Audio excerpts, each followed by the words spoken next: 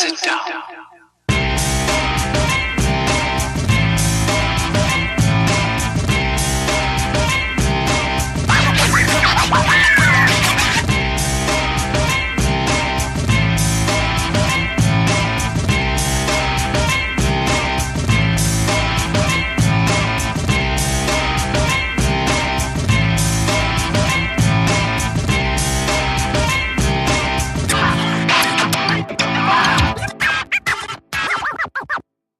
Shut up and sit down.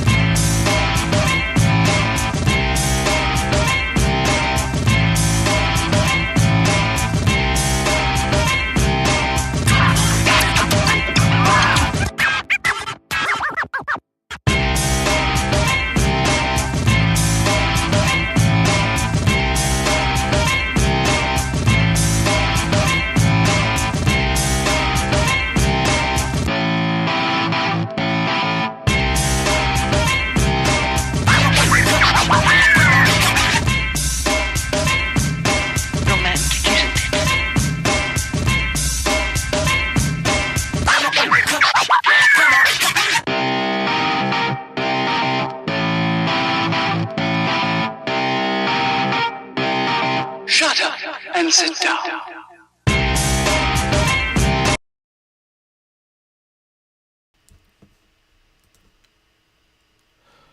Good evening, everybody. Welcome to another episode of Build, Paint, Play. I'm Dave.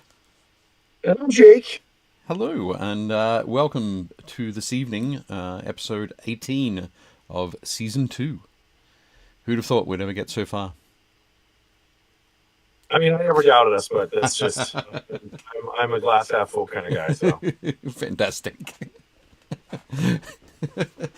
There's a great meme that I love seeing recently, which is three glasses half full of yellow liquid. With the pessimist, is my glass is half empty. The optimist, my glass is half full. And the realist, is this piss? I mean, it checks out. So I think I know where I fit in, but it's all good. Scott, Josh, Jeff, Jim's here. Excellent. Welcome, everybody. So are you going to say Jake? Oh, no, that's all I was saying. I was just listening who's here. Cool thing. Yes. Okay. Thanks very much for joining us again. Sorry we missed last week. It was basically I took a week off to have a lovely evening at the theater with my youngest daughter Lucy. Her Christmas present, we got her tickets to C6, the super cool musical. I hadn't seen it before, and my wife was taking our eldest daughter to see Lizzo, so I got to go and take Lucy to 6. It was cool. Nice. Have you seen it at all? I don't even know what it is. Okay, so it's about it's a musical done with contemporary music stylings Sure. about the 6 wives of Henry VIII. Okay. And it goes through and through the medium of song, they tell their stories, and actually they're all there together, and they kind of decide to have a competition as to who had to suffer the most, who dealt with the most crap from Henry VIII, and they each presented a song about sort of the crap that they had to deal with.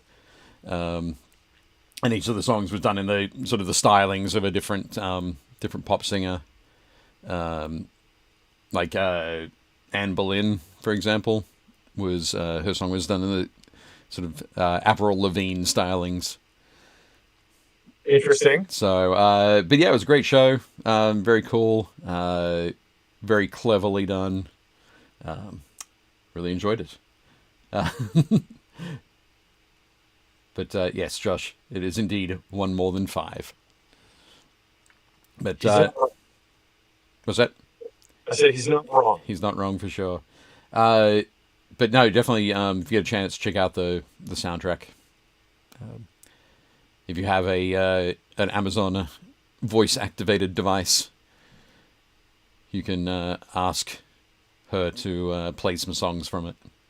I mean, we can do it right now. We just ask Alexa, find music from 6. How many people's computers did I just? I'm not sure, but I didn't want to do that to anybody. But thanks for going ahead. Oh, no problem. It's the best. Yeah. Cool. So 2 weeks. It's been 2 weeks away. What sort of hobby stuff have you been up to? Anything you can talk about? A little bit. So I cracked open my box of Marvel Zombies, which is the new Marvel-themed Zombicide version. Okay. The minis are super cool, and after I cracked it open, I was like, okay, so I want all of these. So the minis are great. There's some really cool stuff in it. I'm waiting. Supposedly this month or next month, we're supposed to get like the second wave of the Kickstarter stuff, and I got the giant Galactus for myself. He's huge. He's like a Reaver Titan. Yep. So I'm looking forward to that. And then I reached out to Scott and Jeff about they've been putting a lot of the Marvel United stuff. Right.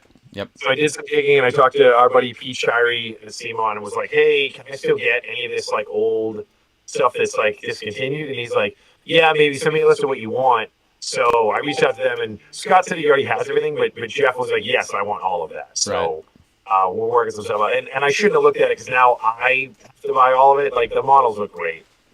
And then in terms of hobbying stuff, I got to mess around with some new paints and put some stuff on some models and check it out. But I can't really show any of it or really get into detail because I'm under an NDA. Oh. I know you are also under the same NDA. I was going to pretend that I knew nothing about it. Yeah. But sure, sorry. What I meant was, you're like the worst Fight Club guy. Well, sure, like we just can't talk about what we're working on. We can talk about not being able to talk about it. Okay. But yeah, it's definitely some cool stuff. Once it gets a little closer, I'm sure we'll be able to talk about it more. But some really interesting stuff. You can get my hands on for sure. Excellent. That's good. I have been painting up. You can see something slightly here on the corner of your eye. I've been working on some terrain. Working on a big commission, painting up a bunch of these buildings. These are I can't remember who designed these. I apologize, but these ones are printed in like a 15 mil, 18 mil scale. Right. They are modular, and they have interiors. You can move your models through the interiors and all the different layers. That's good stuff. Which is pretty crazy. This is one of the larger buildings. There are... I'm going to put them... sort of little small buildings like this. Nice. And... like this. It's definitely good. It's definitely good looking stuff. Yep. I think it's pretty cool. It's one of the fun things. I was talking to Jake about this before the show. It's, if we can get up nice and close, you can see the print line. It's printed on an FTM printer, so you've got those filament layers. But it is, you're going to see it from this distance. Really, is where you're going to be. Most of the playing is going to be. So it's, you can't quite see them, But I'm trying to make sure I use techniques that don't really accentuate the lines. So all of the that white and grey on there has all been done with rattle cans. Once I've got everything painted and all the detailing done, I'll go back and weather everything with some washes and some sprays and that kind of thing. So avoiding dry brushing is really what I'm doing. So hopefully that'll keep that all nice and looking cool. But having that, using a consistent sort of set of colors like black for the window rims and the door edges, using bronze there for some of the pipes, silver for the vents. Did you dry brush the sides as well, or was that just the lines, the way the light's hitting it? Just the way the light's hitting it. Yeah, no dry brushing at all. Everything so far has been spray or paint. So looks good. But yeah, it should be interesting. I'm about halfway through that commission. I've got a lot of.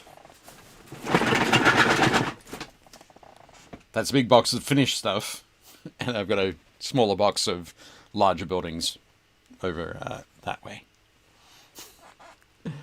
It should be good to get all that. It would be very nice to get that done. If anybody's going to Historicon, it will be on a gaming table at Historicon. You gotta check that out. Coming to a theater near you, rated R. Rated. Give me 1 second. I'm gonna close my laundry room door because I'm starting to hear my laundry room spin up. Okay, sure thing.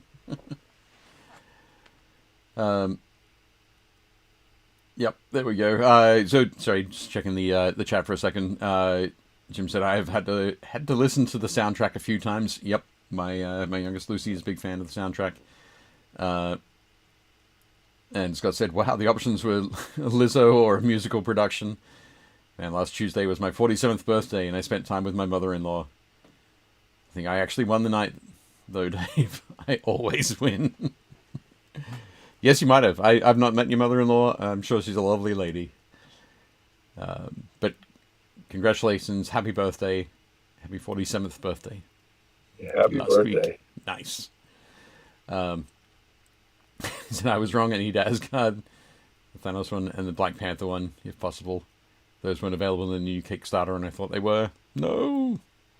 Yeah, just message me. I'll see if I can get them. the Black Panther one we have in stock, and the regular Asgard one that comes with like Loki and everything, I think we have that one in stock as well. Right. There you go. So those of you who are talking about, Yep. Get in touch. Get in touch with Jake. Shoot him a message. Excellent. Okay.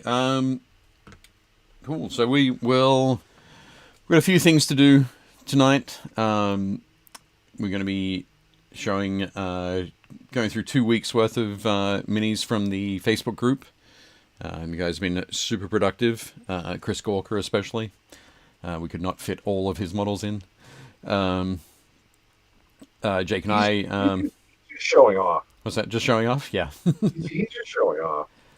And because Jake and I have our finger on the pulse, and we're super up to date all the time, we are going to be talking about Warhammer Fest that was 2 weeks ago, and some of the reveals there that we thought were fun, interesting, piqued our excitement and enthusiasm.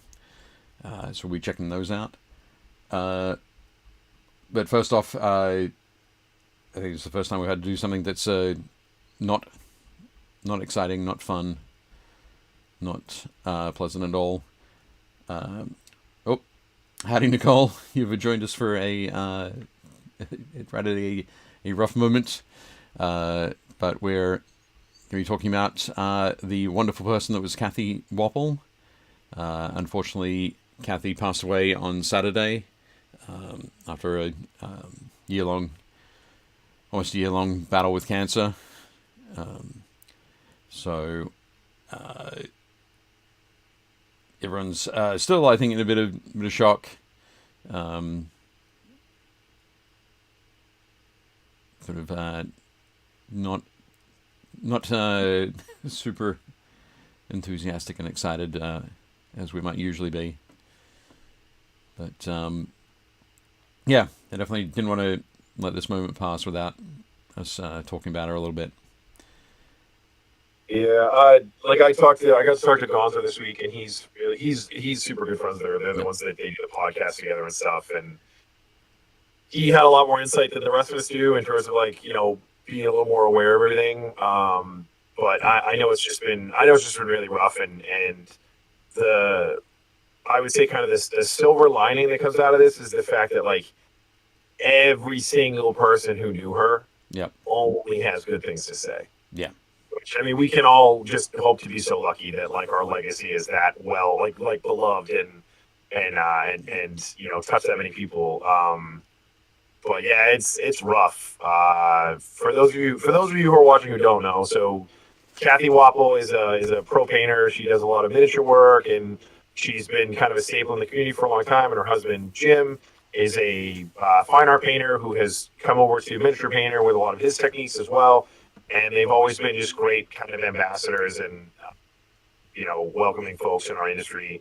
And if you go to Adepticon every year, underneath the stairs, underneath the escalators, is a big room that kind of gets set up as like a painting station. And it's been called Fort Wappel for as long as I've known it existed. And basically Jim and Cathy set it up every year, and they run it. And this was the first year that I've ever been that like they weren't there.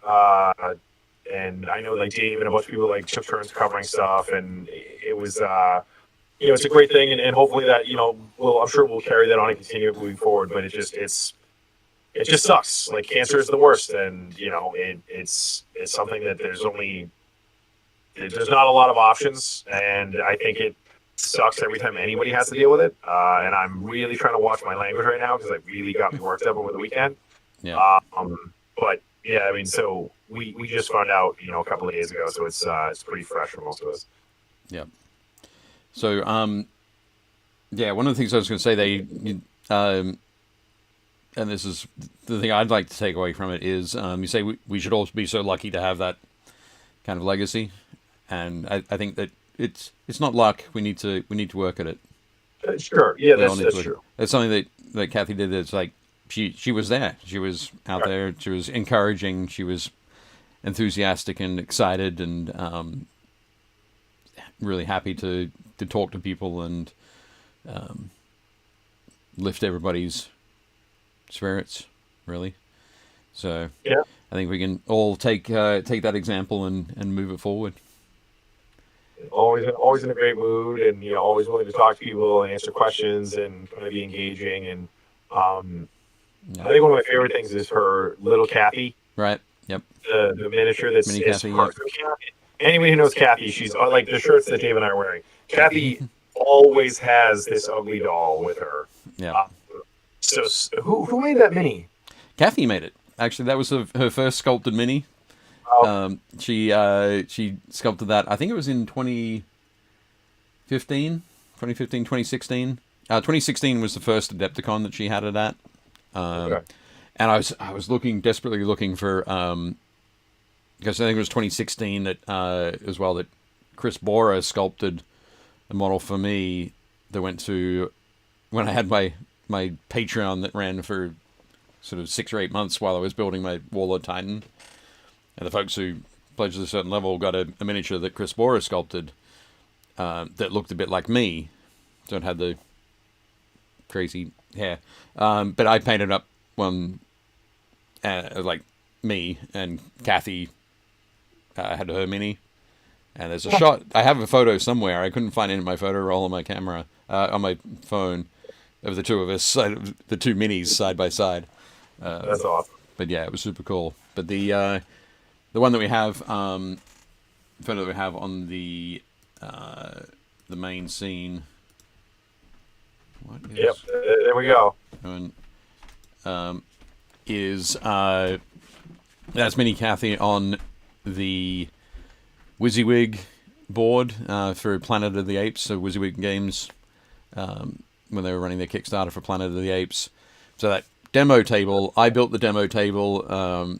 My buddy in the UK, Drew Pallier's painted the apes for that demo table, and Simon Berman was running the demo games for it at that particular show, and Cathy got a photo of Tiny Cathy on there. So good. Which is super cool. I remember that mini ended up everywhere. I think I was doing demos that year, so it was on like all the Dark Age tables. Right. And it was on all like the Smartwatch and Fire tables. Like, it was so funny. Yep, definitely good. That was cool. But and the other photo that I've got with Cathy is this one. I think this is from James Craig's phone. So the guy on the left there is maybe James Craig from Canada. So this would have been 2014 or 2015 at Gen Con, one of my first couple of Gen Cons. And we spotted Cathy working at the Otherworld merchandise booth. Oh, nice. So we got a photo either there, but... Is that a Grab Thar's Hammer t-shirt? That's amazing. Yep. That is. That's phenomenal. That's super cool. Yeah. That would be 2015, I think. That's my guess. Trying to think when I bought that Converse All-Star shirt. But, I think my first Adepticon, was 2016. Right. I think that was my first one. Okay. I think. Yeah. Nice. But Dave and I were talking before the show. I can't remember if I met Cathy at Gen Con or if I met her at Adepticon. Yeah. But yeah, Cathy and Jim have always been there. So I'm pretty sure I met them both at a Games Day earlier. I would have been running something at a Games Day or like running Golden Demon or something like that. So that would have been what I was doing. But at the moment, obviously, her husband Jim is still working through stuff. Some of Cathy's good friends, Jen and Lynn, are sort of working out what's going to go on, what's going to happen next, things that we can do to help support Jim, things we can do to project Cathy's legacy even further. So as we get more information about that, we'll talk about that in the show. And yeah.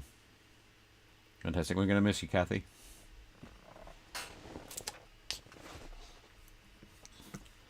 But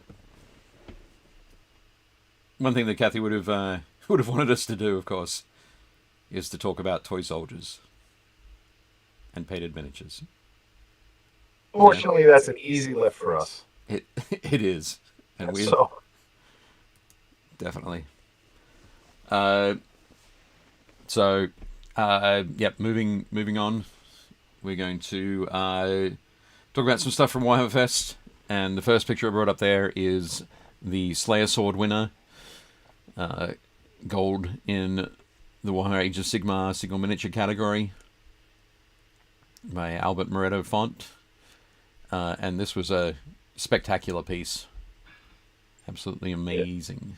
It is pretty good. Pretty good. Does he have a beard?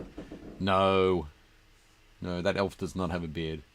That little, it looks like he has like a little beard on the tip of his chin there. No, it might be that the hair is coming down the side there, but no, it's an elf. There's no beard.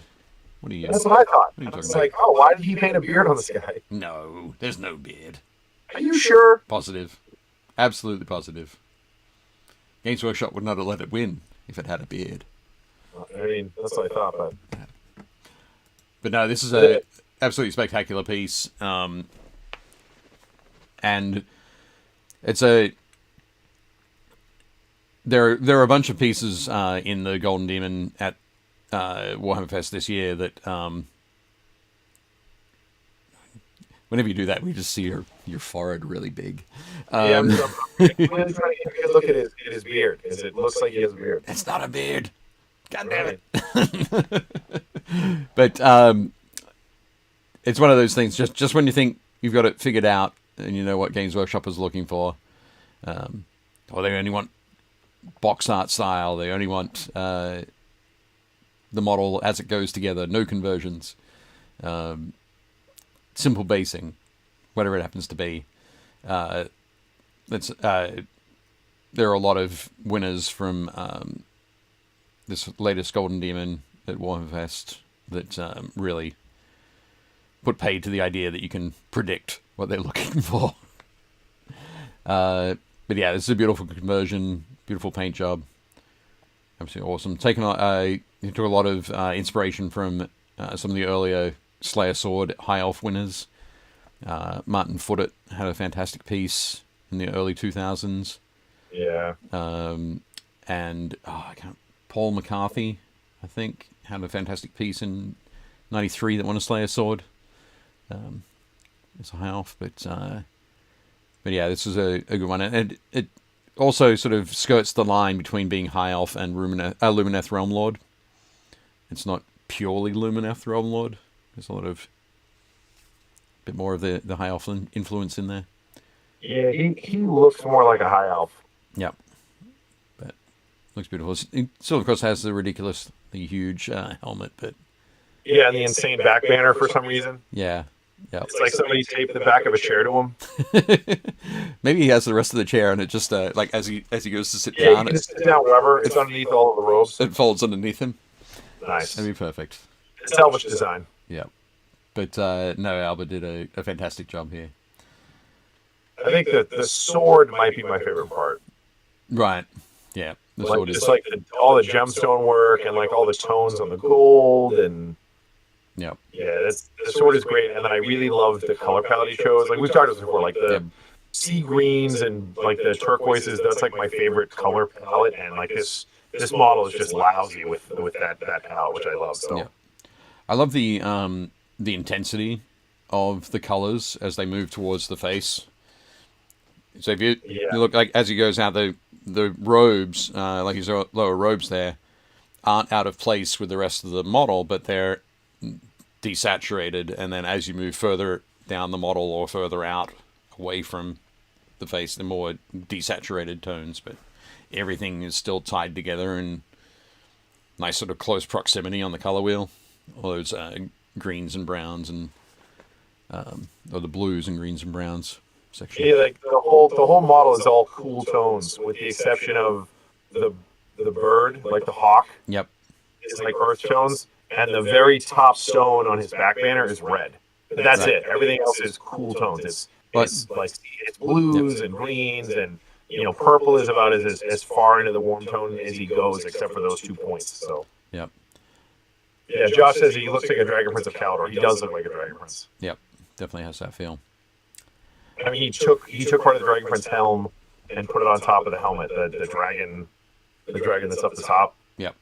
That's I'm pretty sure that's a Dragon and Prince of Kalador piece. Yeah. Yeah. But no, fantastic work there, Albert.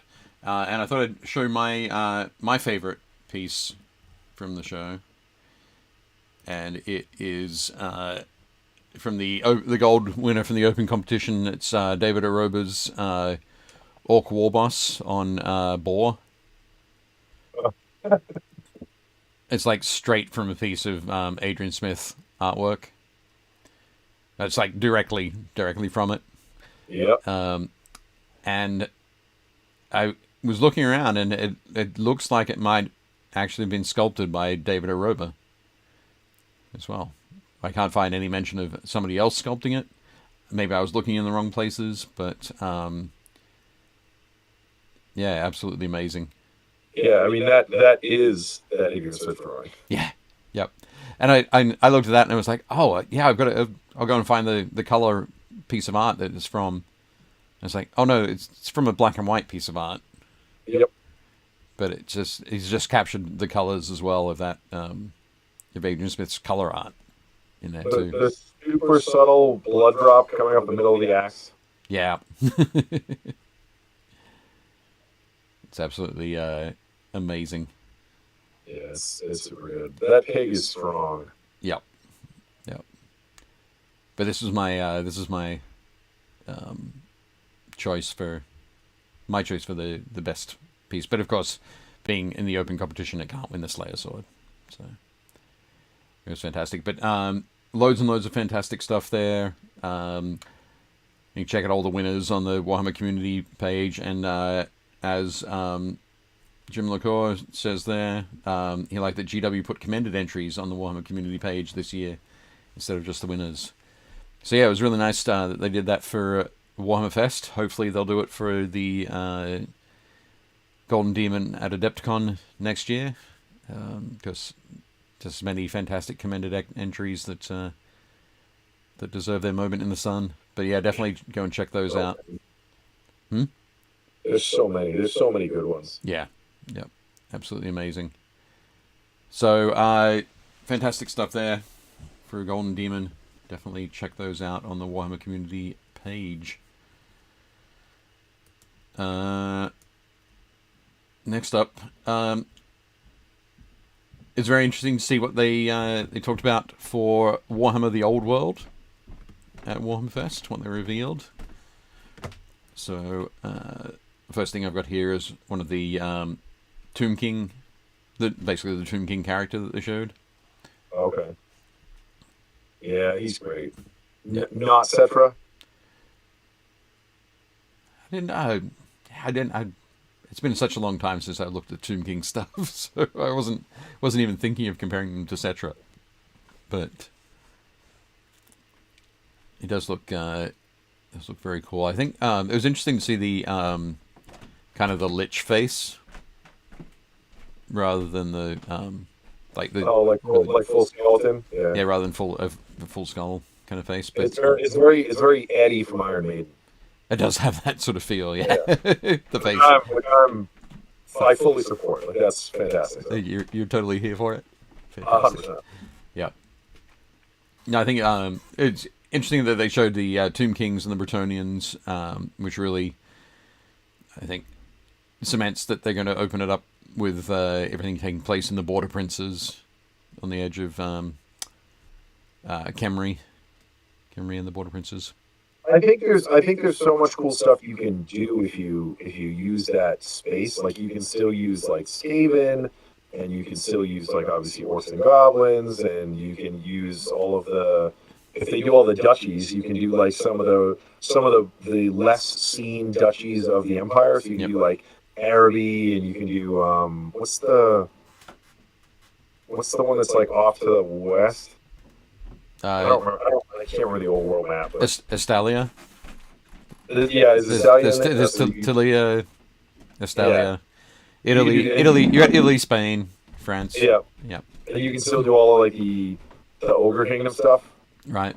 Yeah. It's like back in the day, you could only use them if there was like all the mercenary stuff you could do, like the man eaters. So. Yep.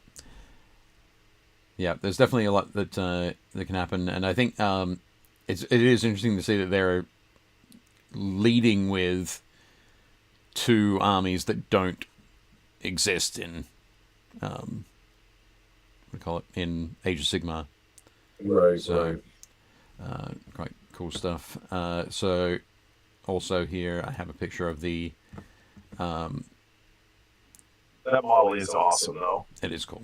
Yeah. There's so much like subtle detail on him too. He has like the scarab around his neck, and he has like the weird like skeleton like loincloth piece that's really good. Yeah. This model is amazing.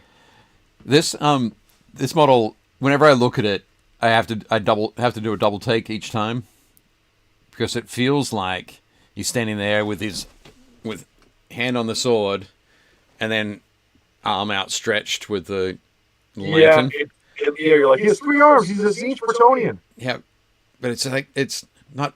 How is that? What's so? I'm still super confused by the silhouette on this one.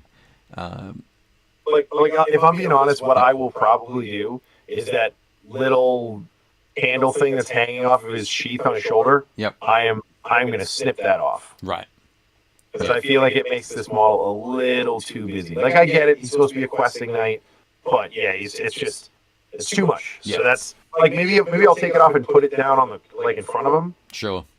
But like I'm with you. I don't like it hanging there. It creates a really weird like sort of dynamism to this model that I don't enjoy. Yeah. Yep. It's weird. And there's so much great like textural stuff that they added. Like his sword belt. It has the loop, so it's tucked back around. Like, really historically accurate, and it looks really cool. He's got the two. He's got a regular, like a broadsword on his right hip, and then he's got a dagger or a poignard on his left hip. And then I'm assuming that's a shield that's slung over his side. It might be, yeah. Like that bit of triangle we see sticking out. I'd have to go and check. There is a picture of the back of him. I think that's a shield. Right. Okay. And then he's got his his lord's medallion around his neck. So he clearly is like a high-ranking guy.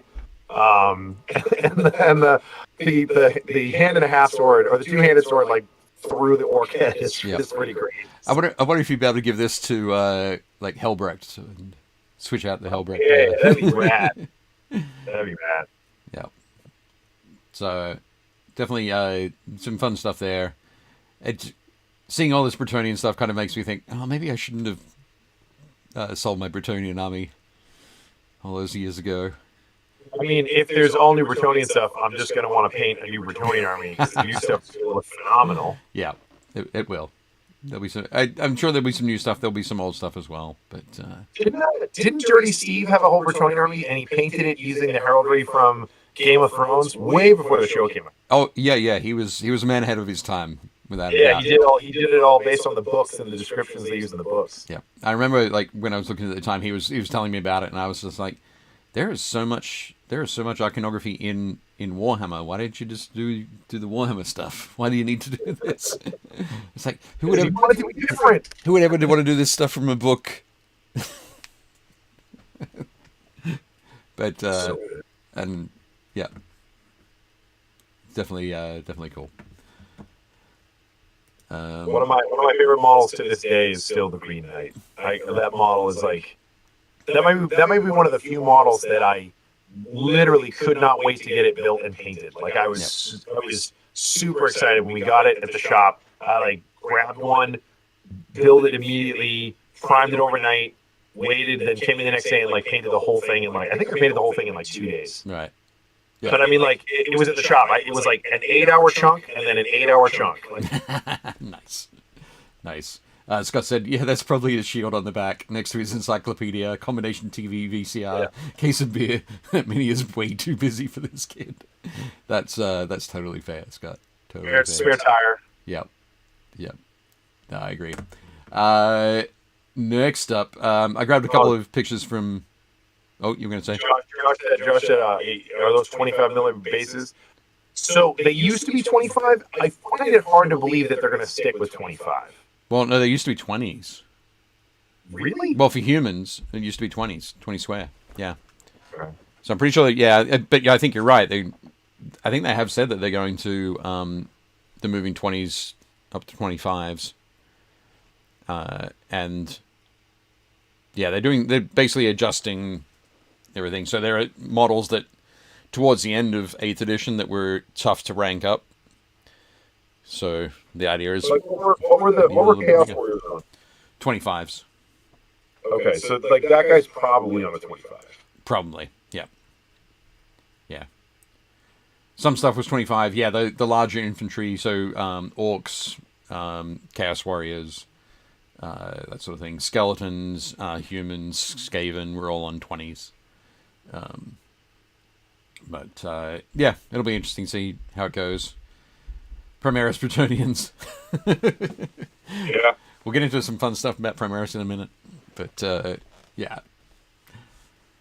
Then I have some images here that just some random ones that I pulled from. I say random. I selected them carefully from the 40k Leviathan box set sort of reveal / discussion.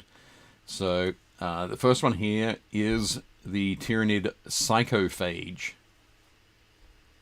Oh, is that the new Zoanthrope thing? Oh no, this is this is the new Venom Crawler.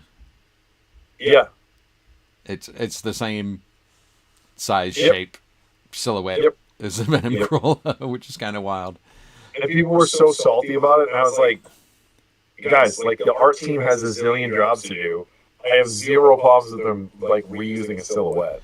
But I'm curious. Obviously, we know. Well, maybe not obviously, but you and I both know that the Tyranids they'll come up against something, and if it works against them, they'll or if they see value in the shape or the purpose, the hive mind will create organisms that mimic those things. Right? That's true. That's true. So the question here is the psychophage mimicking the venom crawler, or is the venom crawler, the creature that's inside the venom crawler, or that's part of the venom crawler, is that a Tyranid psychophage that was abducted at some point? Sure. Yeah. Or is it used to mimic it because this does really well? I don't know. I do like its gross like lawnmower mouth where it's just like pulling everything in, and then there's like the weird like tubes on the top. Like, yep. I think I always like the like noxious fumes venting from Tyranid carapaces. Yeah, they did a great job with the purple on this model too. Like, I like that it's essentially black that they highlighted with purple. Yeah. But because they did it, it just looks super dark purple, which is great. Yep. They did a really nice job on this one. I like it. And the next one, of course, is a wonderful reimagining of an old kit. This is the Screamer Killer. It is the Screamer Killer. One of my favorites of all time. Yep. And the original one was like super static. Oh, the Angry Baby. Yeah. Yep. Yeah. Yeah. But so this is just that a really horrifying monster that just has that the same pose, and it's just taken all the grimdark and dialed it right up. The thing that's nice about this too is the original Screamer Killer, because it was metal and the way it was done. Yep. It all of its legs were like rounded. Right. Yeah. Yep. And so you're like grabs people, you're like, no, they're supposed to be sharp, but on this, like, they're sharp. Yeah. This will be dangerous. This will poke holes in things. Oh yeah. This like players and phone cases. I was gonna say this will be tough to carry in a phone case. But no, I love that. I thought it was a great reimagining. And they gave it the same like open mouth and like the oval head shape. Yep. There's a lot of great sort of connections to the Carnifex. Yeah. Really. Well, I mean, it is a Carnifex. That's what it's supposed to be. Sure, but the like the current, they're not replacing the current Carnifex model with the Screamer Killer. So yeah, it sits alongside it. It's an evolution of that. Did you see somebody posted this awesome like comic, and it has a bunch of Tyranids that are it's a cartoon, so they're all drawn. There's a bunch of Tyranids, and it says Tyranids on ball after they've eaten way too many Blood Angels, and they're all like, oh, they're all screaming like, where is he? They're all like looking for Horus. Awesome. That's cool. I hadn't seen that. That's pretty funny. Yeah. I didn't grab too many pictures of the Space Marines because we know what they kind of know what they look like. But I did. Oh, come on. I did grab a picture of the Apothecary Biologus. Okay. So I thought that was a great thing to do with the a nice way to move the I guess the more esoteric arms of the Space Marines. Rocking his kiss boots. Yeah. Yep. Always good. But I just love that he's carrying that sample case. What else can I put in here? That one's pretty good. I do like this. I like that he's got his pistol out, and even on his pistol, it has the helix. Right. Yep. And a buddy of mine, we were talking, and he was like, "What's up with the other thing on his shoulder pad?" And I was like, "That's when he's kneeling down. The first thing comes down and holds the body down, and then the chainsaw arm. It's literally like it's the hand that holds like the fork while the knife cuts. Just stay still. Just stay still. Yeah. Sit back and relax. This is only going to hurt for a minute. Yep. Yeah, he's great though. That model's awesome. There's so much cool detail on him. I'm not a huge fan of the Gravis armor. It looks a little over the top to me, but this is a great model. I think he looks bulky like an apothecary should look. Yep. Yeah. And he's got his little like tool belt thing going on. Right. Yep. Definitely. I think it looks good. One thing, going back to Scott's comment about Primaris Bretonians, one thing that I found that I thought was really quite interesting is with the I think it was on the Warhammer community, probably Facebook page or something, when they presented the Terminators. Oh. So the new Terminators that are taller than the older Terminators. They've got a lot of awesome extra detailing. Some of the I really love, for some reason, I don't know why, but I really love the extra detailing on the bracing on the back of the leg. There's just something about it that really excites me. It was always really plain. Like a friend of mine used to use a hobby file, and he would like scratch little notches in it, which just made it look really cool. Yep. Another buddy of mine painted them so they're all like hazard striped. Right. Yep. Which seems exhausting, but it looked really cool. I think the biggest thing I like about the new Terminators is like the detail on the Stormbolters. Right. Like the barrels look huge. Like a guardsman's head could fit in that barrel. Fit inside it. It is crazy. Nice. But no, one of the things I saw in there. Oh, are you? What's going on there? Getting some weird. I was getting some weird return. I was hearing my voice. Somebody had asked, like, so these new Terminators are these Primaris Marines in the Terminators, and they said, well, when you become a Terminator, like, you can be a Primaris or you can be a Firstborn. It doesn't matter, as long as you've served your chapter well and for a long time, you can be put into Terminator armor. I was like, okay, it's interesting. They're starting to blend the two together again. Yeah, well, and I think that was always the plan. Like we talked about before, the way that they rolled it out was a great way to do it. But they've already talked about in 10th edition. There is no more Primaris keyword. Right. Yep. It's just Astartes. Yep. And you're like, cool. So you can have your. I guess from there, if the Space Marine like, they're intercessors. Are they calling them intercessors, or are they just calling them Space Marine Squad? That's the question I think there. they're called intercessors because the idea is that that's a different unit. Right. But so that will there still be tactical squad? So that's the interesting question. I think. I think it would make sense because they have different roles. Like Yeah. if you want to just lay down a wall of fire, you want intercessors. Right. If you want to have more flexibility on the battlefield, you want a tactical squad. Right. So I think from a rule standpoint, it makes sense just to keep them. You know, it's like you said, there's the Screamer Killer and there's the Carnifex. Like they're basically both Carnifexes. I think it makes sense just to keep different battlefield rules separate. Plus, one thing that the Space Marines have always kind of lacked is we don't have a lot of troop selections. Right.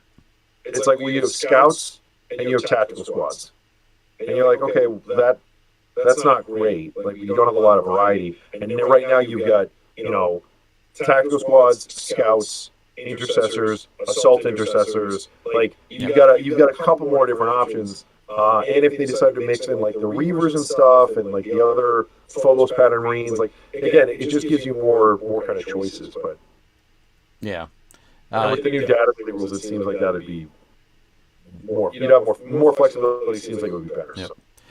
So. Jim saying the new Stern Guard being Primaris is suggests the direction of dropping the Firstborn, and yeah, I was wondering if they were going to do something like. My point there, with intercessors and tactical squads, was will they go? This is a Space Marine squad, and if you have guys that have bolt guns, and you've got guys that have bolt rifles, there's a stat line, and it's like, well, it doesn't matter which ones you use. That's okay. Here's just the stat line is this with the bolt rifle, and they move everything to be the new stuff, and it's okay if you want to, like, not so much proxy, it's just like, if you're using a tactical squad, your tactical squad now has all bolt guns. That was my sort of question about it. Are they going to go down that path? It's going to be interesting to see how they continue to down that road of. I think the big thing for me would be if you were like, if they decided to phase out the tactical squad, that's going to be a rough sell. That is one of the best kits that they have ever made. Like just for the genius. Like it's fully modular. You can build it however you want. There's tons of options. When you buy intercessors now, they're not necessarily monopose, but they're like monopose with an option for some of them. Yeah. So it's like you can either give this guy the pistol, or you can give him the chainsword in his hand. You're just swapping an arm. You can give him the bear head with the helmet on his hip, or you can give him the helmeted head. It's the same model. Whereas the tactical squad, your tactical squad and my tactical squad could look nothing alike, and we use the same box. Yeah. Yeah. So I think that if you're going to swap that out, like if you made a box that was just Marines, yep. and you could either build 10 intercessors or a tactical squad, or 2 5-man combat squads, like I think that'd be fine. To your point, like I don't think it matters whether they're Primaris or Firstborn or whether they have bolt rifles or bolt guns. I think that's fine. I just think you'd have to have a way that kit could then do double duty. But like you and I have talked about, they're never going to do that right away. It would be like you'd have to release that as 2 kits, and then it's like, well, why are you doing that? Yeah.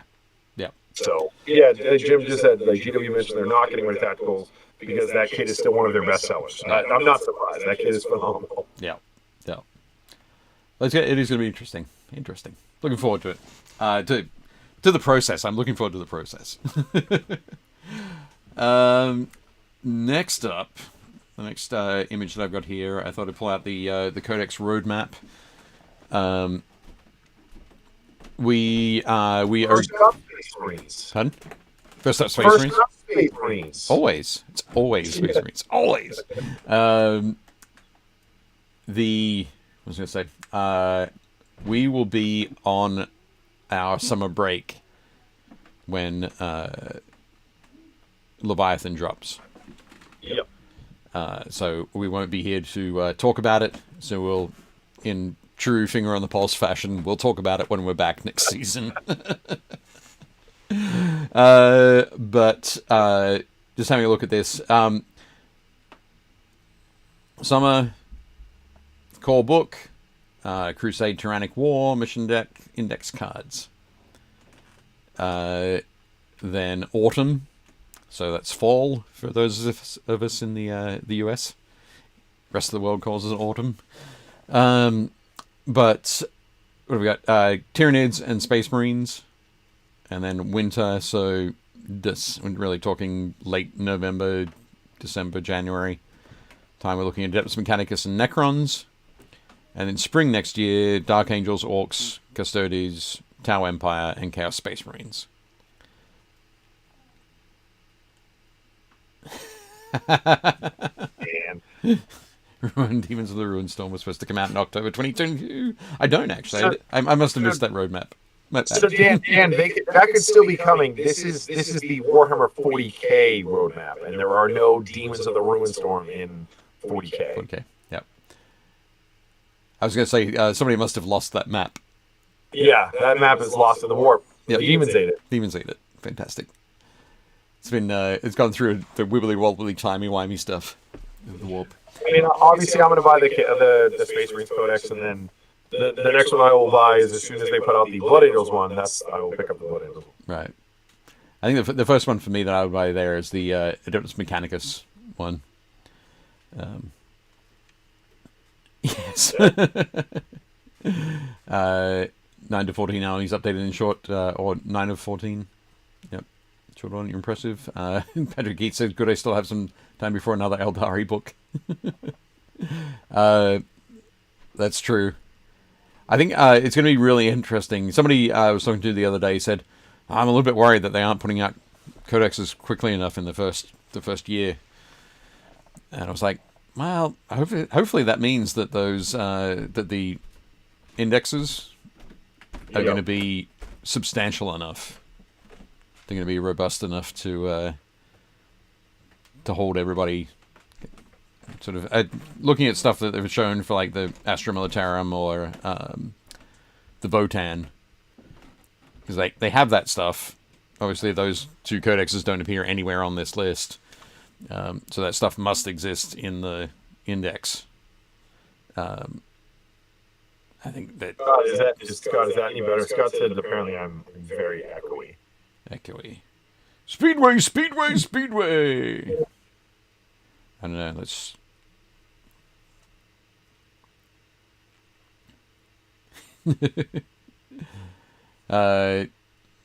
Dan, chaos is always irrelevant.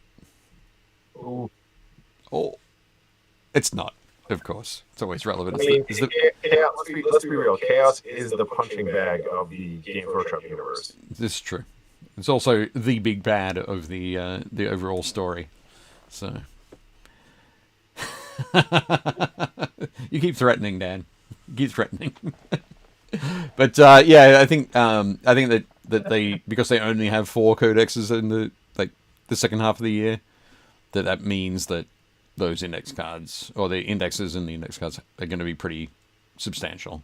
Yeah, I will say this, after talking to the guys at Adepticon, the index cards are phenomenal. It's about time they finally did this. So anybody who plays Age of Sigmar, if you buy the War Scroll cards when they first come out, and I understand that they get outdated pretty quick because of updates, but I think those cards are super handy, and I've always been like, I don't know why Warhammer doesn't have these. It doesn't make any sense. Yeah. And they're finally putting them out. And like, theoretically, you don't need a codex. Yeah. It's like, oh, here's all your stuff. You're like, okay, well, I already own the last 8 Blood Angels codexes. I know all the lore. You know what I mean? It's like, I don't need to have the codex to play. Yeah. It will be interesting. Looking forward to it. One of the things that I noticed on the Votan Hearthkin Warriors card that they showed was that they not only had the High Las rifle, which is the sort of the standard thing that comes in the box set, Right. but they had the High Las rotary cannon, which as of this moment, the only place you can get that is in Gallowfall. That's Kill Team box set, so it's on the accessory upgrade sprue. But we were looking at Ben's copy today. Yeah, but it was there on the card. Right. And I was like, oh, okay, radio. So somehow the way that they've been moving towards for the last 4 years has to be, if it's in the rules, it's got to be in the box. So I'm wondering at some point they'll slide that sprue into the Hearthkin Warriors box. Which would I wouldn't be surprised. Yeah. So anybody who's not sure, so my guess for this, and having been through 5 launches now, 5 editions of 40K, like working at the company, my guess is that this weekend there'll be some more teasers. They're not going to do anything this weekend. Next week there'll be another group of teasers, and then on the 3rd, pre-orders will go live, and it'll drop on the 17th. You think? Yep. I'm going to go for pre-orders on the 10th, drop on the 24th. So the reason I say the 17th is because the 3rd Saturday of the month is almost always when Warhammer drops. And when we opened, 8th edition dropped on the 17th of June. Okay. So I was like, well, if we use that as the map, it would make sense. Sure. Indominus, I think, was the 16th because of the way the calendar was. Yeah. But it's whatever that 3rd Saturday is. Okay. And because they're a Fortune 500 and they want to keep their numbers looking consistent year after year. Yeah. By putting it on the same weekend, your numbers match up. Yeah. I still think it might be 24th. We'll see. We'll see. We'll have that wonderful thing. After the show, we'll make a bet. Yeah. We won't gamble online. But, we just sent out a big like an email thing. We have an email thing up on our website saying, like, if you're interested in Leviathan, click here. And it's not a pre-order. It's just like you get added to an email list. Yeah. Because we're trying to use it as like a precursor to guess how many copies we want to order. Right. And hopefully this isn't, super crunch like last time. I mean, for Indominus, like every store was capped at, I think, like 96. Yeah. And we ended up getting like another 15, but still, like, that was that was a nightmare. We had so many people who were like, I want to buy 2 copies. I'm like, I have to limit you to 1 because I don't know how many I'm getting. Yeah. But Jim says, how many minutes do you think we'll have to pre-order the Leviathan box game before it sells out? I would say 5. No more than 10. I would say just don't try to pre-order through Games Workshop. Like, pre-order through me, and I'll make sure you get one. Pre-order through as many places as you can, and you'll end up with at least one. I mean, I know James. I know. If Jim gets one through me, I promise I will get you. Anybody who's on the show, if you want one through me, I'll make sure you get it. Yeah. Dan wrote that would put Leviathan every at Shatterpoint. And Josh has got the right it's response. It's a pre-order against the release, and I promise you, Games Workshop does not give a. They do not care in the least that there's a Shatterpoint release. They do not care. Yep. Absolutely. Moving on from 40K to 30K. This was the most surprising thing for me. Them announcing the Cerastus Knight Lancer in plastic. And I am... Yeah, that was kind of unexpected. I was like, what? Yeah. So I think this is the next step towards a plastic Warhound. It's a walker. It's like a good 2 inches taller than a regular knight. Yeah. But yeah, very cool to see them have a new plastic frame, plastic chassis for the knights. So I think it's going to be good. And of course, Forge World will just do all of the rest of their Cerastus arms in resin, so they can get rid of their Cerastus resin bodies.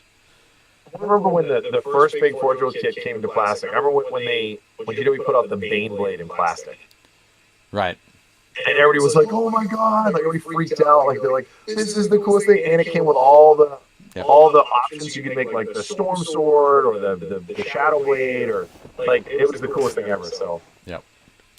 And what's the other insane one? The one that's the Lord of Skulls. All right. Like, yeah. it's like if you guys can make a plastic Lord of Skulls, you can make a plastic Warhound. Yeah. But I'm just glad that they're doing this. I'm super excited about it. I have one of these in resin, and that's the Cerastus kit. You can make that really tall. If you pose it correctly, it can stand a good 3 or 4 inches above a regular plastic knight. Nice. Yes. There we go. Josh says, more giant fighting robots. One of my only weaknesses. They're going to work that one hard there, Josh. But no, it definitely looks cool. See, Hank says baby steps. Thanks, along the way towards the Warhound Titan. For sure. And Sean says, hello. That's a buy for me. For sure. Definitely good. So I'm excited about that, very much so. And the last picture that I've got from the reveals, there's some other stuff that they revealed. I haven't gone through that. I haven't talked about the Warcry stuff, the Blood Bowl stuff. Right. You can grab some favorites. Yeah. Yeah, this box is awesome. Yeah, so this is from the Ashes of Faith box, and I think the Inquisitorial Warband models that they'll be putting. This will come out as a box soon, sometime soon. I don't know when. The thing that excites me most is not necessarily the models. I think the models are fairly. I'm excited to see them. Some of the models are great, like the Auto Savant with the typewriter, the scritchy hands. Is awesome. The Servitor's great. Some of the other models are they're all right, but it's the concept, the way that they're going to fit into how they're going to fit them into 40K is interesting. Obviously they fit in wonderfully into Kill Team, but they're never just going to leave them in Kill Team. And considering that there is a boarding patrol box, I think, labeled 40K, not labeled Kill Team, that contains the Navy breaches and the Euclidean Star Striders.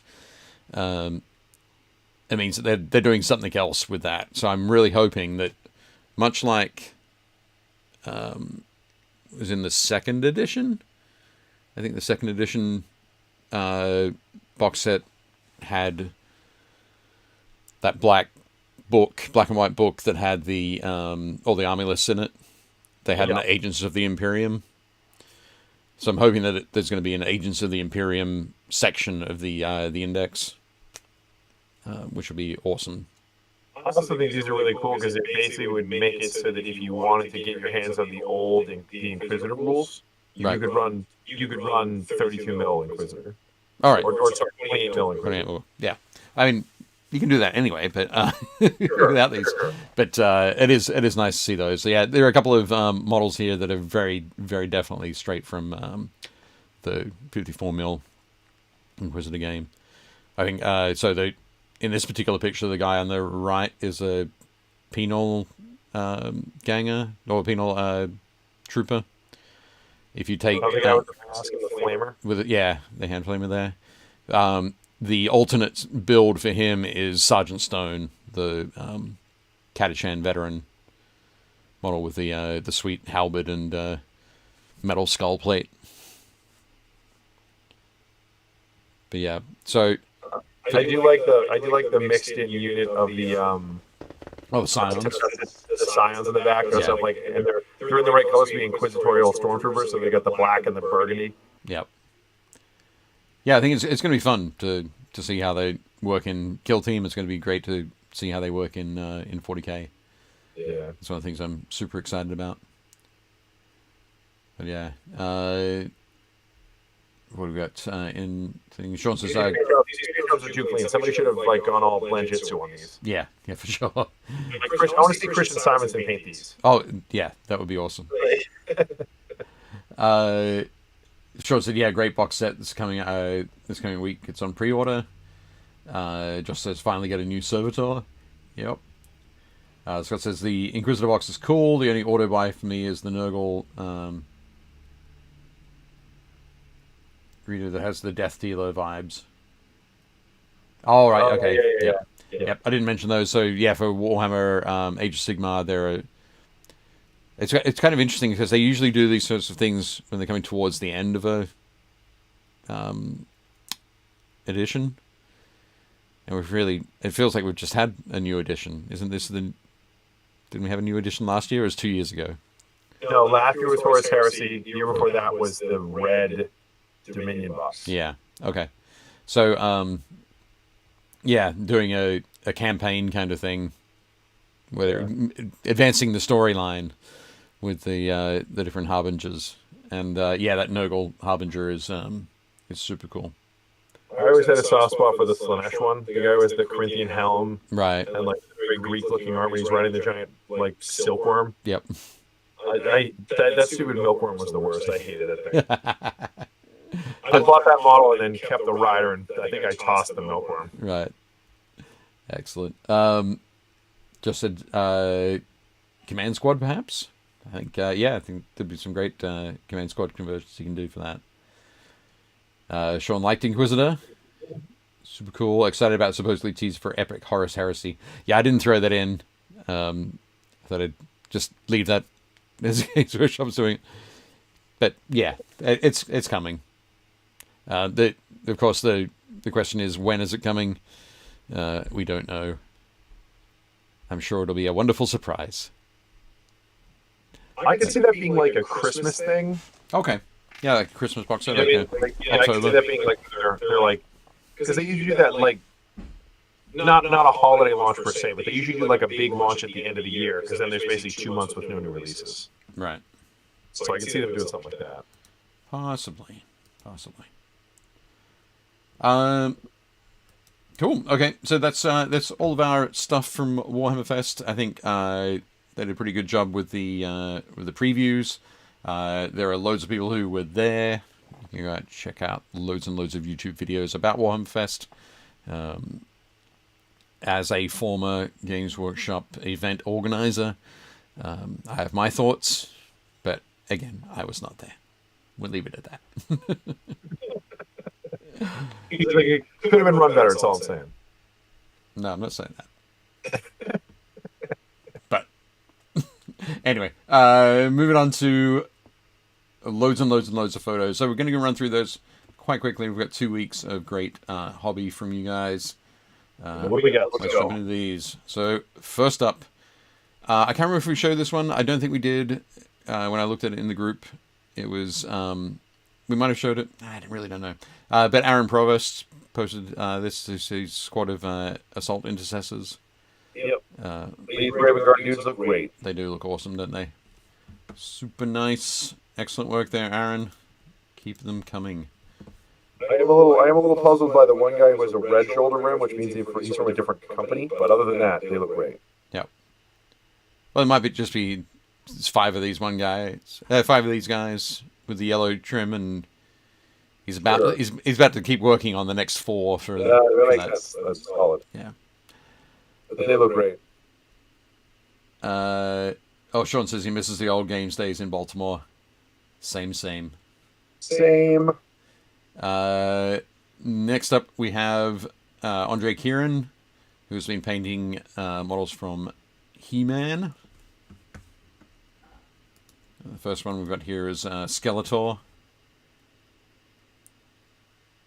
which is awesome. Those minis are great. Yeah, we just got that game in stock today.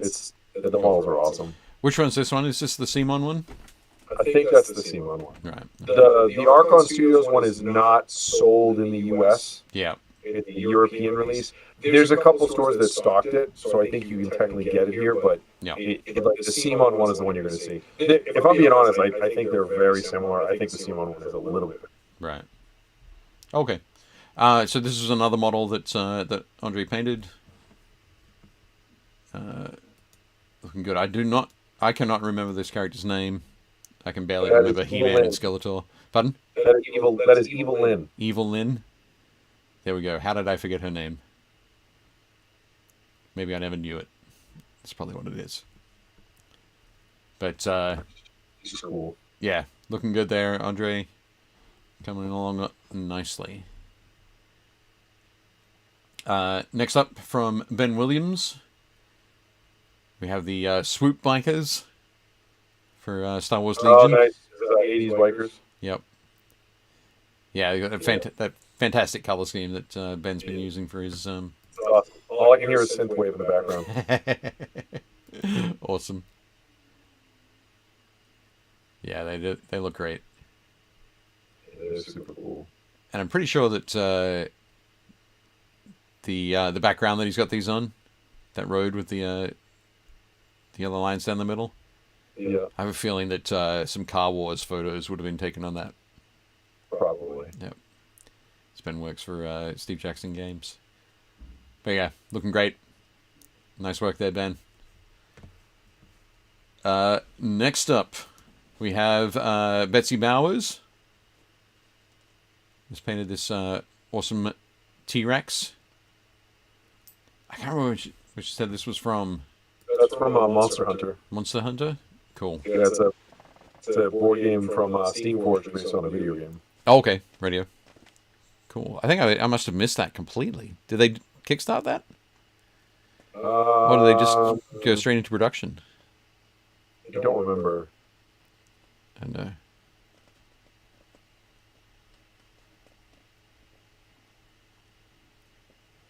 Excellent. Scott's given us a bit of information in the chat there about the difference between the European He-Man and the Simon He-Man. I think Zarkon's got hard plastic minis, a little bigger than the Simon, which is smaller minis. And Simon style plastic. And it is a different game. The Simon game is a board game that has like a leveling mechanic and a hero mechanic, whereas the Archon Studios game is designed to be more like a skirmish game. Okay, cool. Excellent. But I love the work that Betsy's done here. I also love the sculpt. The sculpt's got that great dinosaurs had feathers. Yeah. Kind of feel, and she's just painting it up there like that, like a vulture kind of look is amazing. Yeah, he's great. There's so much great detail in that model too. Yep. Beautiful work there, Betsy. Thanks for sharing. That is good. Oh. There we go. Yep, almost missed it. Can't miss this one. This is from Bing Lee. Posted up his 40 Soulstone Malifaux crew. I think we saw the Cauldron a couple of weeks ago. It's not real. It's not real. This is not real? This is all fictional? There we go. Jim just said the Monster Hunter game started as a Kickstarter project. Cool. The models are great. I love that little frog prince guy. Yep. Yeah. And he's got, like, a Look creature around. from the black. Yeah. Definitely cool. Nice work, Bing. Keep posting the Malifaux. Eventually we will wear Jake down. Awesome. Here we go. So we've got a few photos here from Chris Gorka. The first one is Ahsoka Tano for Shatterpoint, I think. Is that right? Yep. Yep. Oh yeah, I can hear you through. I can hear myself on your audio. That's weird. Why is it doing that? Let me check to make sure. Yeah, it shouldn't be doing that. Weird. Okay. Sorry. Yeah, Josh, I agree. The contrast that Chris has put in there is definitely cool. I think my favorite thing is how he has the color changes and the lightsaber going into the hilt. Right. Yep. Like that, it's very subtle, but it's really cool. Yep. Definitely gives that lighted effect. Next up is Darth Maul. Again, it's got that great effect on the lightsaber. But I also love the red glow, or the magenta glow coming up from The grill. yeah, through the grill there. Ben and I just got our copy of this today, so he's gonna take it home and build the models, and then he's gonna paint most of it. I just want to paint Ahsoka, Bo-Katan, and the Mandalorians. I'll probably end up doing like the Clone Troopers too, and Rex. But All right. Speaking of Bo-Katan and the Mandalorians, Chris has also painted up Bo-Katan and the Mandalorians. And again, some more of that wonderful glow through the grill. And I love the way that Chris has tackled the jetpacks, the smoke from the jetpacks there. Looking great. awesome. He's also painted up this crazy droid. I do not. I'm guessing this droid's from one of the animated this series. Is, I always forget this guy's name. I want to say it starts with a K. That narrows it down for Star Wars. Yeah.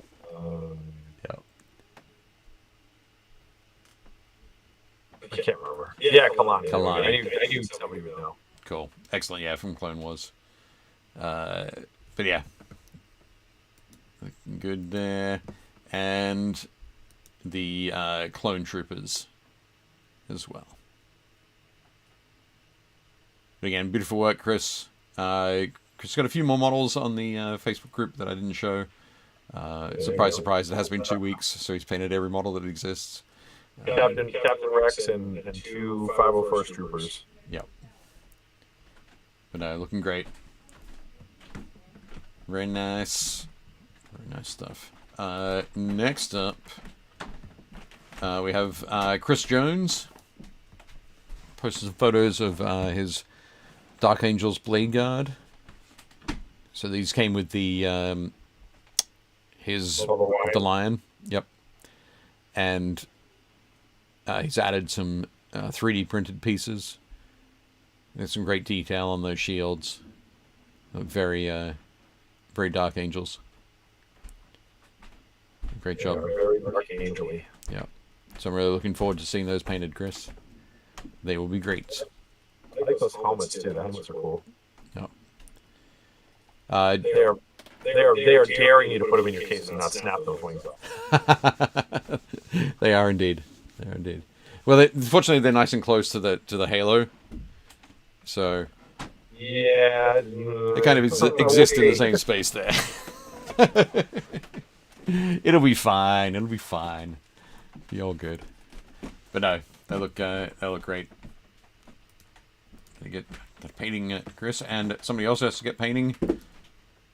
Cliff Edders. Cliff also has his copy of Shatterpoint.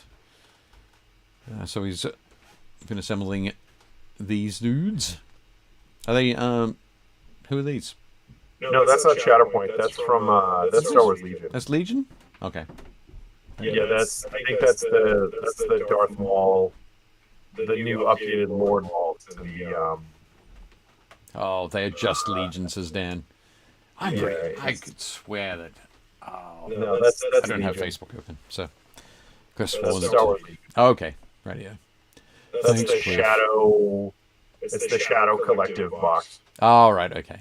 Maybe that's right. I just saw Shadow Collective and read it as Shatterpoint. Oh well. Maul and some Mandos. Yep. Yeah, excellent. Okay. Well, you better hustle then, Cliff, before Shatterpoint comes out and you're distracted Still with cool. it. Still cool, for sure. Next. Oh yeah, our buddy Greg Horton posted a couple of pictures from a game of Hobgoblin, which is funding at the moment on Kickstarter. I think they've got 12 hours left. Not long. So if you're watching this now, you can go and check it out. There's a link in the description below. This was just Conquest. No. It's I think there might be some Conquest minis in there, and there's some Warhammer minis. It's a miniature agnostic game. So Mike Hutchinson is the game designer. Many people might recognize Mike's big game Gaslands. So this is his approach to kind of rank and flank style fantasy gaming. So I think they've got some playthroughs or some at least some walk through the rules on the Kickstarter page. It's funded already. It's the rule book basically. You can then take any of your fantasy models and fit them into armies in some way. But definitely cool. Thanks very much to Greg for popping this in the group. But Josh says Raid Shadow Collective. Fantastic. Watch so many YouTube videos where people are sponsored by Raid Shadow Legends. Next up, oh, pardon me. Next up, we have some models from Jeff Smith. Not sure if you're still in the chat there, Jeff, but some more models from Judgment. Yeah, these are great. Yep. This guy's pretty crazy. I would say that this is exactly like Jeff on a Saturday morning. Yeah, that's what Jeff looks like. Except that this guy's legs up a little bit too high. Yeah, I don't know about that flexibility. Yeah, but Jeff would definitely be sort of angry and ready to hit somebody with a big sword. But no, looking great, Jeff. Very nice. There's this, which is kind of apparently like an objective or sort of home point from Judgment, which looks absolutely crazy. Yeah, it does look kind of nuts. Yep. It's got a feel of... It's a very, very splatter horror feel, Yeah. I think. But looking great, nonetheless. And... Oh, speaking of splatter horror, it's a bit of a necromantic feel here for this guy. Looks like he's raising the dead from the ground and burning them at the same time. Yeah, pretty cool. Very, very like... Almost like Jonah Hex kind of vibe. Okay. Yeah. Yep. But he's super cool. I love the eyes on this guy. Yeah. Just painted with the same sort of burning flame kind of feel. But once again, beautiful models there from Judgment. You can check them out. I think you can check them out on the Creature Caster website. Jeff did a great job. Yeah. This guy kind of has some Witcher vibes too. Yeah. Yep. So Scott asks, Judgment, who be doing it? So the game originally, the game itself is designed by two guys from Australia, Jeff and Andrew Galea, and they are working with Creature Caster in Canada. To Creature Caster are doing all of their casting and fulfillment and distribution. So definitely check it out on the Creature Caster site. Would be the easiest way to sort of look into that and find it. But yeah, beautiful models. Really well done. Then we've got some picks from Christian Simonson. And first up, it's something that isn't Sons of Horus. It's the Skaven... what's the big Skaven Plague Sensor Bearer thing? Oh god, the Plague Furnace? Plague Furnace, yep. Yeah. So yeah, I really love the work that that Christian did on this. A fantastic warpstone glow from the Plague Furnace. Yeah, it's really, really good. I imagine this thing, every time I see this model, it always makes me laugh, because I imagine it's some, like, rickety, thrown-together Mad Max construction that they're like, oh, hopefully it gets there, and somehow like, fall apart underneath them. Oh, yeah. Yeah, definitely. It's great. Oh, Scott said Creature Caster. Yeah, they were running a demo of it at LVO. I remember, perhaps. If I remember correctly, I think I picked up some. I can't believe they're not Nurgle minis from the range. Quite possibly. Quite possibly. But yeah, awesome work, Christian. That looks great. Love the just that horrible muddy feel of the wheels. Great. Great stuff. Next up, once again, I can't remember. I have a feeling that we showed this one. Yes, we did. I just remember it now. So I think Chris might have put this into a comment for one of the threads that we had, and but also put together after the last show. Excuse me. Ooh. Oh my goodness. I'm a little bit allergic to Sons of Horus. And there you go, Dan. There's some Sons of Horus for you. But yeah, beautiful stuff. Seeing that again. Yeah, now I remember seeing the unmade, the faces of the unmade on the top of that banner. Yeah. Beautiful stuff. Next up, we didn't see these guys last time though. Finally, some high quality content for sure. So this is a unit of Custodes. They did, which is just I love the super simple backstory that he put on the post, which is it's like Vespasian and some Custodes that became trapped on a space Hulk for 10,000 years, and this is what they're like after that.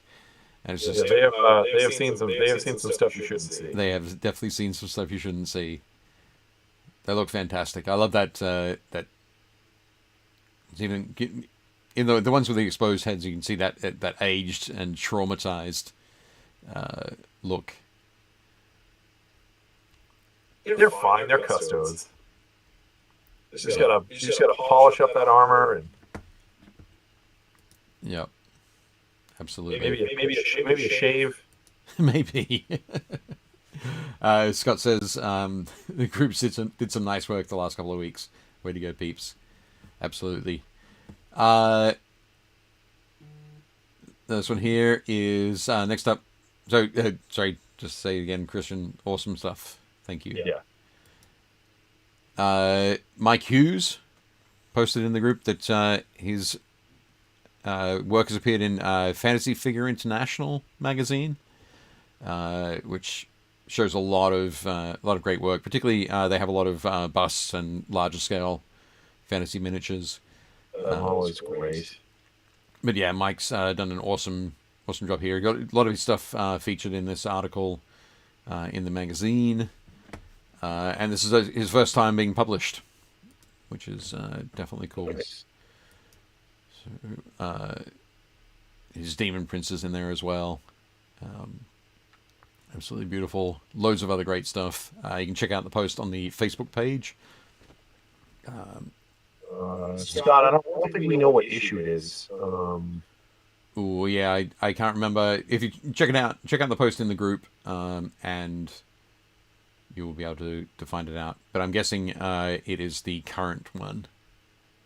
I think it was from this week. But yeah, beautiful stuff there from Mike. Yeah, it's really good. That Demon Prince is rad too. Yeah, absolutely. Also from Mike, it was this super cool model. This is from the Tenebrae Kickstarter that Chimera Models are running, or Chimera. Well, I think it's Chimera Models. Chimera Models and Paints or whatever. But we've talked about the Chimera Paints before. I think we talked about them with Eric Swinson most recently. Eric has done some of the box art for the Kickstarter, so you can go and check that out. He's done a beautiful model called Galen. Absolutely amazing. And I'm not sure. I think I'm guessing then that Mike must have done this as well for the from the Kickstarter. But just a fantastic green glow there from the noxious slime on the base. A really cool model too. Yeah. Yep. Absolutely. So these are on Kickstarter at the moment. I think they've got 10 days, 12 days left. But definitely worth checking out. It's a lot of very much a pick and mix kind of approach to the Kickstarter. They're doing these models in I think 38 mil, they said, and 75 mil. And they've got some new paint colors too. Scott says, I passed on the new Chimera Kickstarter, but I love some of the old minis. I did break down and order some of their paint because we all need more paint. This is true. We always do. But beautiful work there, Mike. Looking great. Next up, we've got a couple of photos from Patrick Keith, sculpt dude from Bombshell Minis. We've got some of his Edo, which look great. So I think when we were talking about these a couple of weeks ago, Jake, I was describing them. They're kind of a mix of the Mars Attacks Martians and squids. Yep. Yeah. So they're great. They're absolutely wild. I love these, and these are looking super cool, Patrick. They look great. I like your monument racks in the background too. Good. But yeah, one of the models that we showed a couple of weeks ago was Patrick was working on the little brains guns. Yep. But Patrick was working on the Scuttler, which had the claws. Come on, Jake. Anytime you have an opportunity to do the claws, you've got to do them. People say I'm not whimsical, right? Yeah, I don't know. What do they think? What do they think? They know. But so in this next photo, we can see a finished picture of the Scuttler there with the wonderful tripod legs. But they look absolutely fantastic, Patrick. That's awesome. Super cool. Yep. Really nice. I love that that sort of burnished gold kind of look that you've got going on there. Looks great. Yeah. Nice one. Yeah, they look rad. And speaking of Scott, we have a super sweet goblin. Very nice one. I think this is an Avatars of War model. Is that right, Scott? He's good. Yeah. I like that sword. Yeah, that sword there is awesome with the all that rusty pitting on the side, but bright and shiny where it's been cutting people. His shield's all banged up too, which I dig. Yeah. Oh, just quickly, Patrick said it's nice to finally hobby again. That's great. Good to see. Oh, Oh, Betsy, just signing on. You missed this. We talked about your super cool T-Rex a little while ago, probably about half an hour ago. I'll have to go back and check it out. But yeah, the T-Rex look bad.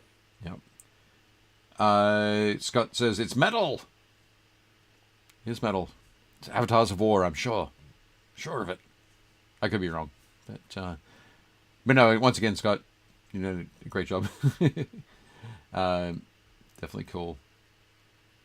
And yeah, I like the having that pink tinge to Goblin's nose or ears or that kind of thing is always great. But I really love that you've done it super subtly here on this one. It's not bright magenta or anything like that. Sometimes that can look good, but I think on the sky. Apparently, it's a Games Workshop model. It's a limited edition Night Goblin Big Boss. Really? That's crazy. I do not remember that model at all. Oh, wait, no, that was a different model. I was going to ask if it was one of the like the Warhammer MMO. Whatever they do, the Warhammer Online. Yeah, I don't think so. No, it's not. That was an orc with a crot. But yeah, nice one. But no, looking great. Yeah. Scott. Next up, we have Stephen Ryder, and with his 3D printed proxy for Morgenthau, the Blood Bowl ogre hero of old. Stephen said that he thinks Morgenthau is the GOAT. I'm going to put Griff Oberwald up there. Griff Oberwald is probably the GOAT. I was always a big fan of what's his name? Something Sidewinder. Aerodel Sidewinder, the elf receiver. Oh, okay. Right. Yeah. I think it depends on what you're trying to do. If you're trying to kill your opponents, sure, Morg is great. And some people would say that that's what Blood Bowl is all about. Blood Bowl, however, is still won by the team with the most touchdowns, and Griff Oberwald is going to get you those. Oh, I agree. The last game I played, some kid was playing Black Orcs, and he spent the entire first half trying to knock my team out. So my first play of the game, I scored a touchdown, on one drive, because I was playing Wood Elves. Right. And then I kicked the ball to him, and he fumbled the ball, so I scooped it up and scored a touchdown. And then I kicked off to him, and he decided to not try to go after the ball and try to kill everybody on my line. So I had my War Dancer jump over his line using leap. Yep. And then move, pick up the ball, go for it, score a touchdown. Right. So it was I was up 3 touchdowns to nothing, and then he knocked out 2 of my linemen. And it's that thing where if you can't field at least 5 players, you forfeit the game. Okay. So you spent the rest of the game trying to literally injure anybody you could get near. Get you below 5. I just stayed away from him. Right. Okay. Yep. But I ended up beating him 4-0. Right. Yep. So. Yeah. No, that's definitely cool. Scott said the MMO orc is massive. Varag Ghoul-Chewer is the GOAT. That is a great model too. Yeah. The original Varag Ghoul-Chewer is an awesome model. I really like the new one. Yeah?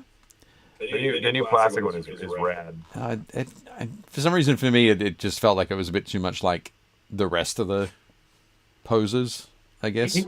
I like that he's so much bigger than the old one. Yeah. His scale is right. Sure. Okay. I think I would have just liked that pose is just a bit more Blood Bowl for me, I guess. Dan said, "Who I know the big fat rat ogre is the best." No, not even Elves. I played Wood Elves. Yep. So my team is a Tree Man, 2 War Dancers, and then whatever else I can stick in there. It's oh my god, they're so much fun. Awesome. Dark Elves are really good too. Witch Elves are no joke. Yeah. Have I talked about my human Blood Bowl team? I don't think so. I'll have to one episode. We'll have to we'll carve out some time, and I'll talk about the Black Golf Buccaneers. We can do a Blood Bowl episode. Blood Bowl episode. We'll have to do that. It'll just be a whole bunch of war stories.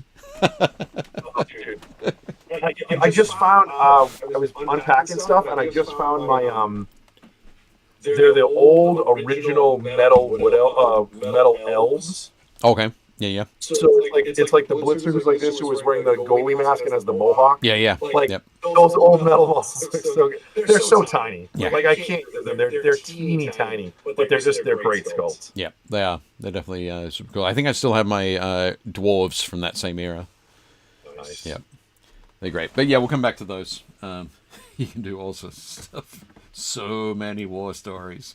And the last model we're going to show tonight is also from Stephen Ryder, who's this sweet Zote reimagining.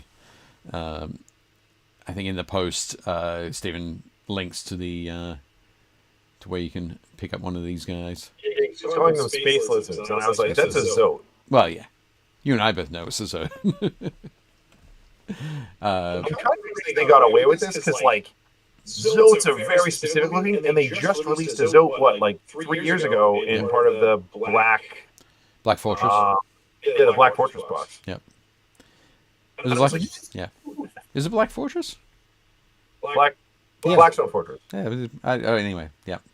But yeah, it is. I'm also quite surprised. But Thanks, Scott. Have a good night. Have a good one, Scott. Enjoy your Blood Bowl game later. Cool. But yeah. Anyway, we can talk about Zotes all night, but I think Stephen's done an excellent paint job on this. And I love, of course, the wonderful contrast of that green and the red base. Yeah. Good show. I don't understand why it's echoing. I don't know. You've moved your mic. Where'd you move it from? I moved it right in front of me to see if it would help, but... Oh, okay. I don't know. Hang on, wait a second. I just noticed, do you have a Mandalorian helmet behind you? Yeah. Okay. Put that on and see how echoey it is. This one? Yeah. Just quickly. Is that better? That's much better. Oh, awesome. We'll just do the show like this then. This is the way. This is the way. Awesome. Okay, folks, it is 8:42 right now. We have been chatting for a while. We had a lot of things to chat about. Some good stuff, some not so good stuff. We appreciate you sticking with us throughout it all. As we said before, Cathy was an important part of the hobby community here in the US, and her positivity and enthusiasm sort of reached and touched a lot of people. So it's up to us now to go out and do the same. Be positive, be helpful, be kind, be enthusiastic, and help people. I guess that's part of the helpful thing, right? Anyway. Next week on the show, we hope to have Jason Craze from Monument Hobbies. I'm waiting to hear back from Jason. I was hoping I'd have an answer. Unless... Oh,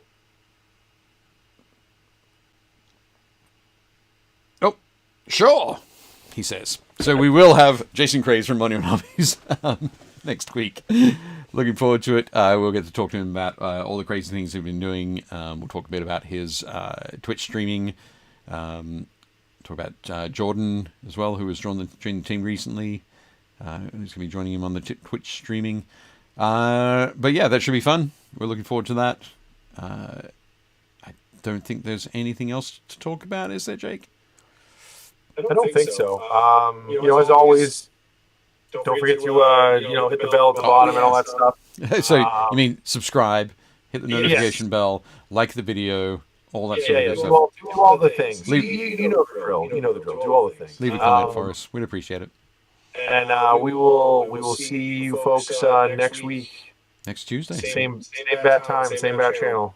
Exactly. And we'll try to figure out what's going on with the echo. I apologize for that. I'm not really sure what's different this week. But there's nothing different this week. I don't know. We'll work it out. But thank you very much, everybody. And of course, don't forget to build, paint. You're just waiting for me to say it, and then you're going like fraction of a second afterwards, aren't you? Play. Jerk.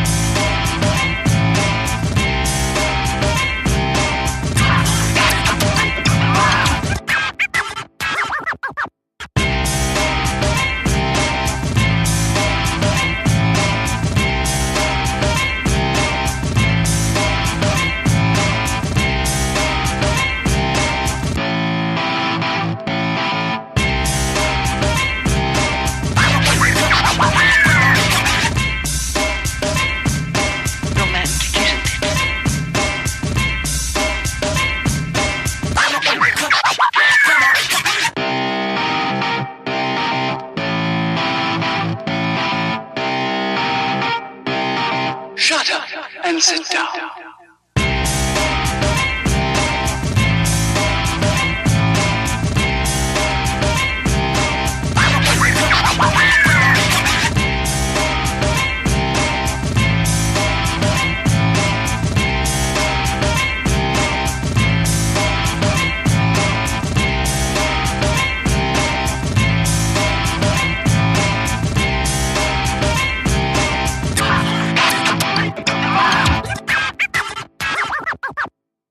Shut up and sit down.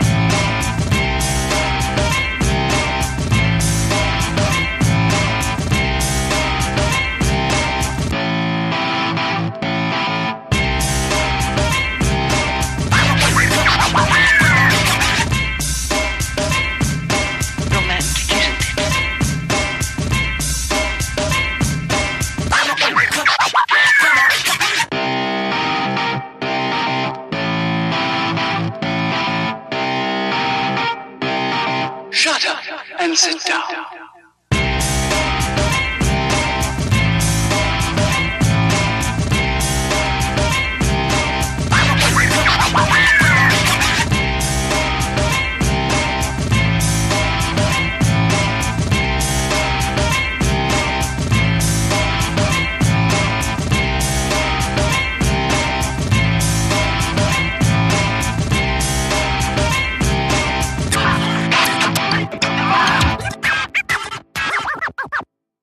Shut up and sit down.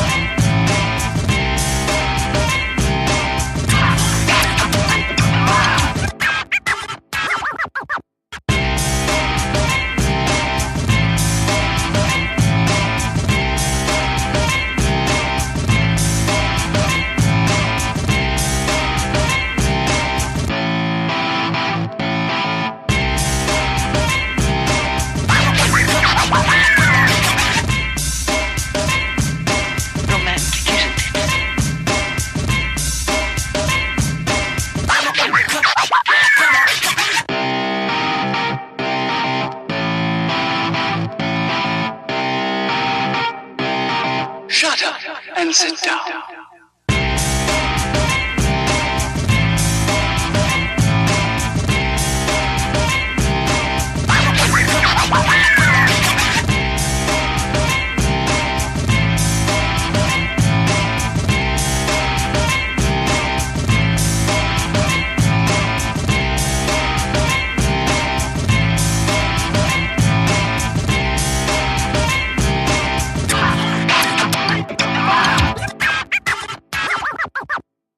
Shut up and sit down.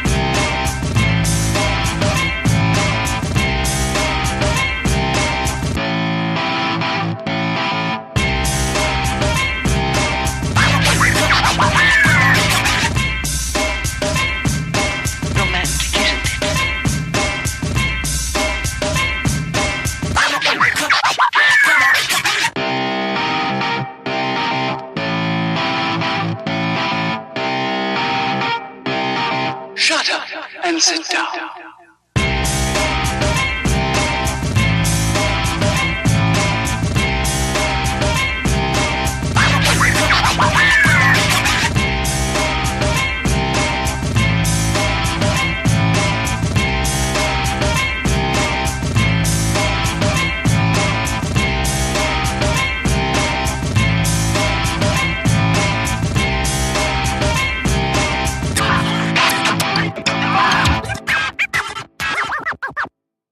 Shut up and sit down.